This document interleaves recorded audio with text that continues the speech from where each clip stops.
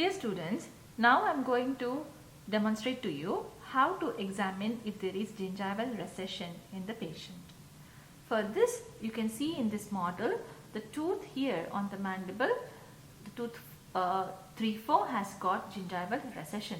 Of course, you can also see that there is some amount of calculus or deposition that is simulated, which is actually that's what usually how you see the recession in the patient sometimes. Now, you can actually gingival recession is measured from the CEJ to the gingival margin. As you can see in this particular tooth, from the CEJ to the gingival margin is the measurement of the gingival recession. You can use a Williams probe or a WHO probe, Williams probe or a UNC probe in order to take the measurement which has got the calibrations. Now here the recession is around 2 mm. Okay.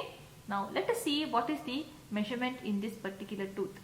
For this you have to put the probe at the gingival margin, the crustal gingival margin, and measure until the CEJ.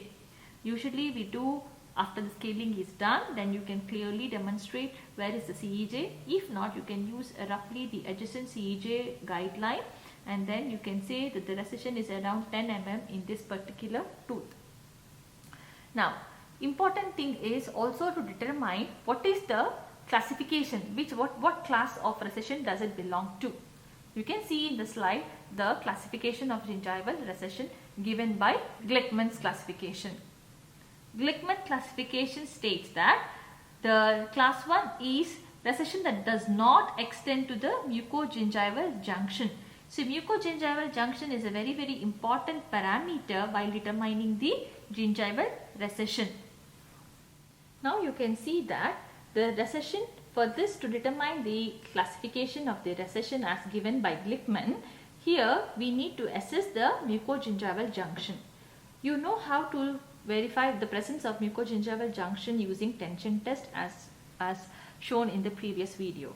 So once you determine where is your mucogingival junction, now when there is recession, such a deep recession present, you see if the recession is extending or touching till the mucogingival junction, or it is above the level of mucogingival junction first.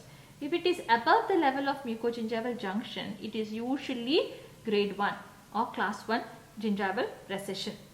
Now in grade 2 gingival recession, usually the recession can extend up to the mucogingival junction, but there would not be any soft tissue or in papillary loss, and there won't be any bone loss that can be observed. So in such situation you can say it is class 2. In class 3 gingival recession, there will be the recession can extend, the depth of the recession can extend up to or beyond the mucogingival junction, and it can also may have some amount of the attachment loss or some amount of the bone loss or some amount of tooth malposition may also be observed if it is class 3. In class 4 gingival recession, there will be mucogingival, the recession depth will be extending up to or beyond with severe loss of bone, severe loss of attachment loss, and then also the severe malpositioning of teeth. Then in that case we will definitely say it is a class 4 gingival recession. Now keeping that in view, if at all the mucogingival junction is like this as indicated, what could be this classification of the recession in this tooth? As it is extending until or slightly beyond the mucogingival junction, number 1.